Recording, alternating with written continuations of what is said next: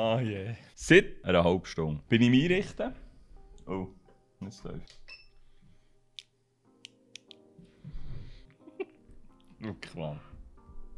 Also, seit einer halben Stunde bin ich mich einrichten. Hallo zusammen, es ist schon wieder ein Moment her. Ich habe ja diesen YouTube-Kanal angefangen und ich habe gesagt, es gibt einfache Videos, ich erkläre Sachen, die bei Instagram einfach zu lang sind, für in die Story reinzuladen. Ja, vielleicht nicht gerade 35 Minuten. Ich glaube, wie das Hasselblatt X2 in diesem Video. Übrigens, da kommt gleich mal ein neues Video. Ich habe nämlich unterdessen eine gekauft. In diesem Video soll es aber nicht um Hasselblatt gehen. Eigentlich geht es in diesem Video auch nicht um das hier. Moment. Das ist mein Film-Setup aktuell. Wenn ich da den Kopf hinten dran habe, dann müsst ihr es da ein bisschen scharf stellen. Hauptsache eine Gesichtserkennung. Das ist ein Sony FX3. Ein bisschen mit Griffen, Batterie, sogenannte Cineback, so ein 3D-printedes Modul, das hier gerade alles verräumt. Der Griff, der gehört dann wiederum zu Sony. Also da hier das Audiomodul, wo ich normalerweise das ganze Teil dort auf dem Stativ habe und mit dem mehr filmen. Mit dem 50 mm. Da ist jetzt 70-200 drauf. Und ein wichtiges Setup an dem, ein wichtiges Stück an diesem Setup, du bist sofort ein bisschen aus der Übung, wenn du so irgendwie wieder einen Monat ist es jetzt her, kein Video hast gemacht. Item. Da drauf haben wir einen Videomonitor und der ist wichtig, wenn ich im Filmen bin, muss ich auch wissen, wo ich herziele. Das heisst, ich habe das Setup so in den Finger. Ich kann das hier mit dem Battery Pack noch schön anlehnen. Entweder so, im Stehen sieht es natürlich anders aus, ich kann aber auch mit dem Tragegriff das Ganze so stabilisieren. Der FX3 hat im Gegensatz zu anderen Kameras aus dieser Linie auch noch selber einen Stabi drin. Thema ist aber, ich muss irgendwie etwas sehen. Für das ist hier oben das Display sehr gäbig, weil das, was ich vor der Kamera selber hier unten habe, das geht hier im Ganzen so gäbig raus, ist auch eher klein, also nicht optimal. Das hier ist ein altes, das ich mal irgendwo online habe bestellt. Nicht wirklich hell. Die Bedienung ist fummelig, es wäre Touch. Noch nie gebraucht, ich brauche immer oben die Tasche. Und jetzt habe ich eine Empfehlung bekommen für ein neues Display. Und um das soll es heute gehen. Für das müssen wir jetzt aber zuerst das hier abnehmen. Und weil das mit dieser Halterung hier oben sich immer löst, habe ich das mit einer Rohrzange angeschraubt. Und das wird jetzt mega lustig, das abzunehmen.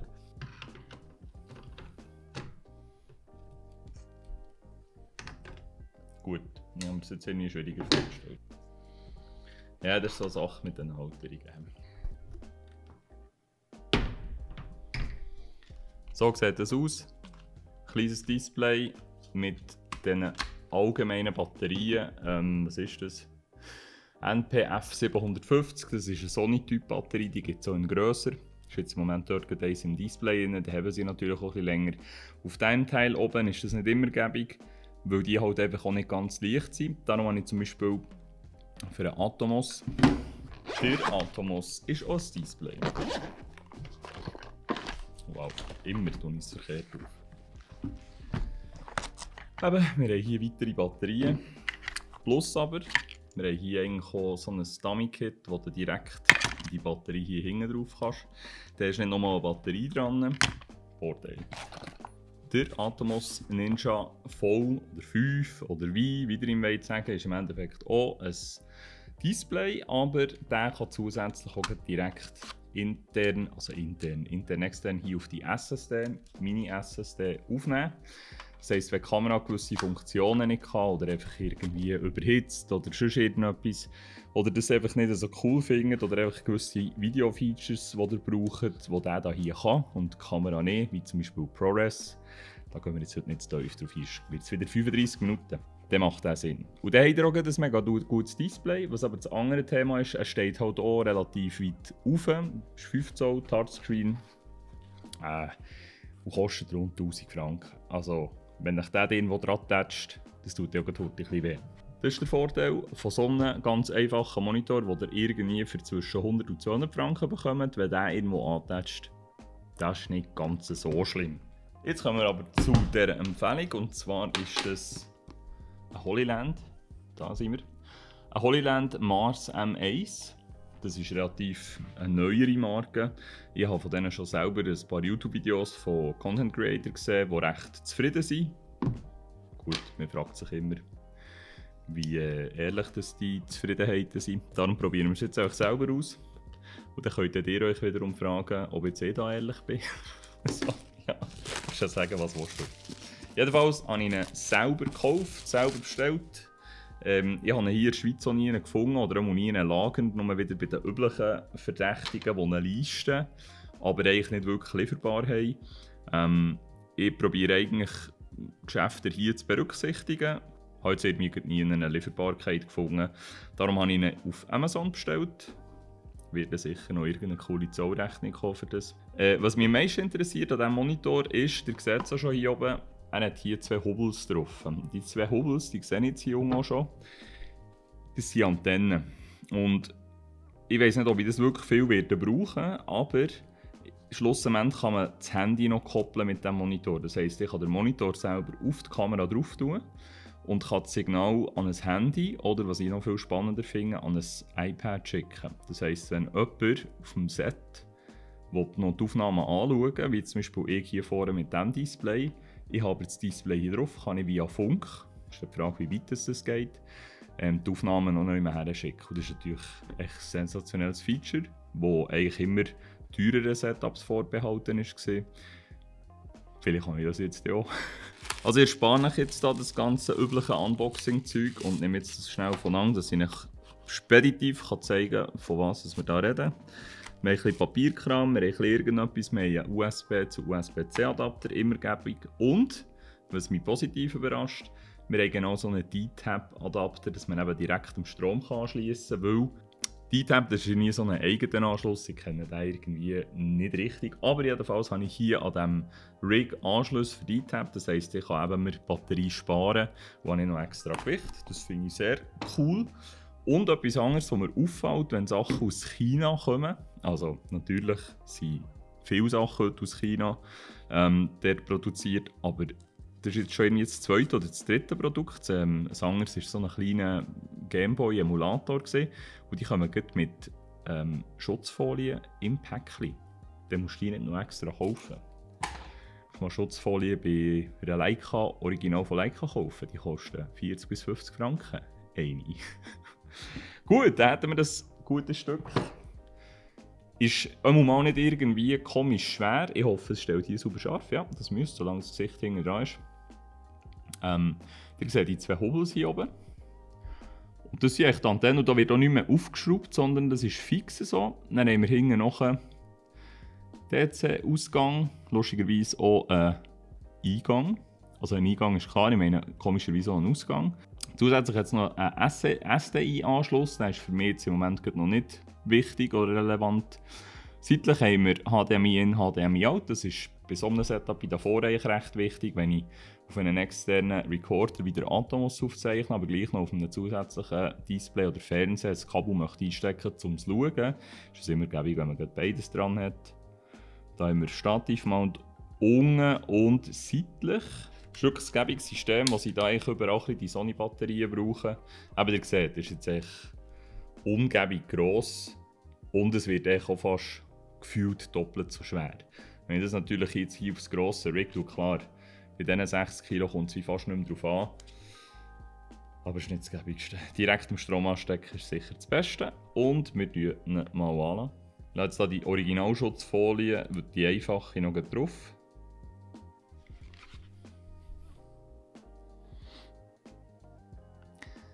Braucht einen Moment zum Starten, und das nicht grundsätzlich schlecht ist. Und jetzt hat er natürlich kein Signal. HDMI No Video, er ist gestochen scharf. Das Bild ist einiges besser als auf dem kleinen Patona. Und ich will das wirklich nicht schlecht reden, das Teil ist super leicht. Ich würde jetzt sagen, das ist auch keine 100 Gramm. Also wirklich, wenn ich das vergleiche, das ist irgendwie die Hälfte vom Display, von dem da. Genial von dem her. Aber eben nicht wirklich scharf, nicht wirklich hell. Wenn du draussen am Arbeiten bist, ist das nicht so gäbig. So aus dem Sitz ist das nicht so gäbig zum Lüpfen. Schau hier mal an. Top, und dann läuft es schon. Sehr nice. Das Bild ist wirklich genial, schön scharf. Und jetzt kommen 1-2 Vorteile, die das Teil hat. Und zwar legen wir es für das mal hier nebendran. Ich muss aber die Notizen schnell ein bisschen spicken. 4K30, das ist okay. Ich meine, ich brauche das Display vor allem einfach zum Framen, zum schauen, wo bin ich mit dem Objektiv, mit dem Bild, also der Bildaufbau. 1000 nicht zu hell. Ich habe leider nichts gefunden über das Patona-Display. Wenn ich es richtig im Kopf habe, ist der Atomos, der Ninja V, den ich euch vorher gezeigt habe, auch 1000 nicht zu hell. Das ist natürlich sensationell cool. Für in heller Umgebung im Tageslicht am Filmen. Meistens, wenn ich nicht hier innen am Filmen bin, dann ist mir das Display bis jetzt immer zu dunkel gewesen, ausser natürlich ist Abend. 5,5 Zoll Touchscreen.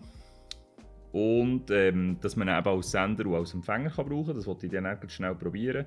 Antennen, die man nicht abnehmen muss, weil sie eben nicht sehr gross sind. Bis 150 Meter Range. Da habe ich schon Videos gesehen, dass das wirklich funktioniert. Da spare ich euch jetzt die langweilige Passage, die dazu schaut, wie ich da von diesem Teil weglaufe. Also der Transfer, den die Antennen haben, für dass ich auf dem Handy immer noch das Signal hat. Und was auch noch spannend ist Latz. Und ich gehe jetzt einfach mal davon aus, dass bei mir vielleicht eher Leute zuschauen, die jetzt nicht mega im Videobusiness drin sind. Die anderen können da ein paar Sekunden skippen. Latz im Endeffekt Bearbeitungen, die ich aufs Video appliziere. Das ist bei Video nicht direkt auf dem Video, also bei RAW-Fotos passiert das eigentlich nicht direkt auf dem RAW, sondern ich habe eigentlich eine Textdatei, wo meine Bearbeitungen drin geschrieben werden und die werden dann aufs RAW angewendet. Wenn ich sie aus dem Lightroom exportiere, dann wird es fix reingeschrieben, aber das ist ja dann auch als JPEG oder sonst irgendeine Datei, PNG oder was auch immer. Beim Video, es ist anders, aber sehr vereinfacht gesagt kann man sagen, man tut eigentlich auch eine Bearbeitung auf das Videofile anwenden und die wird in eine eigene Datei geschrieben. Und man kann die, nennen wir es jetzt mal ganz simpel, einen Filter, der drüber kommt. Der ist reaktiv mit dem Video. Und für das ist optimal, wenn man das Video in einem sogenannten Log-Profil aufnimmt. Das ist sehr ein flaches Farbprofil. Meistens sieht es einfach aus wie die Sättigung einfach mega weit unten wäre. Ich nehme jetzt hier auch so auf, also das Vorschaubild, das ich jetzt davor sehe, ist sehr, nicht matt ist das falsche Wort. Es ist gräulich, es ist nicht sehr, also so die Lampe, die hinten nachlaufen, der ganz violette Ton, der ist nicht so punchy, wie es dann in einem YouTube-Video ist. Und das ist eben für die optimale Bearbeitung, wo sich dann die Latz viel besser darauf auswirken, generell das ganze Color Grading. Ich sehe mich jetzt dort so und ich muss jetzt einfach mir vorstellen, das sieht dann auch gut aus mit meinen Bearbeitungen, die ich draufknalle. Ich könnte jetzt aber mein LUT, den ich benutze, hier draufladen. Und kann mir den anzeigen. Das heisst, ich sehe beim Filmen schon, wie wird es dann aussehen. Und das ist natürlich eine mega gäbige Sache. Dort vorne habe ich einen 7 Zoll Feel World Monitor. Der hat den gleichen Batterieanschluss. Der hat einen HDMI in und out. Er kleffelt auch schon ein bisschen, weil auch irgendetwas drinnen abgebrochen ist. Ist ebenfalls nicht mega hell. Aber jetzt für hier Indoor tut der seine Bütze. Aber er kann beispielsweise das LUT-System nicht. Und ich habe natürlich auch ein mega HDMI-Kabel dran, weil der kann keinen Funk. Würde jetzt je nachdem gäbig gehen, wenn ich dann wieder etwas verbinden könnte. Darum bin ich da jetzt gespannt drauf. Und das ist das, was wir jetzt werden testen. Ich glaube, das kippt ein bisschen, weil das wird jetzt ewig gehen. Wireless Device Mode Transmitter. Und ich gehe jetzt mal davon aus, dass es hier eine App wird geben im App Store. Eine App gefunden, die heisst HolyView.